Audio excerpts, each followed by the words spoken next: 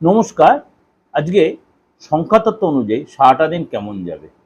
আজ হচ্ছে 18 জুলাই 2025 শুক্রবার। অবশ্যই আপনাদের ভালো লাগলে লাইক করবেন, শেয়ার করবেন, আর যদি যোগাযোগ করতে হলে অবশ্যই আমার বুকিং নয় ফোন করে নেবেন।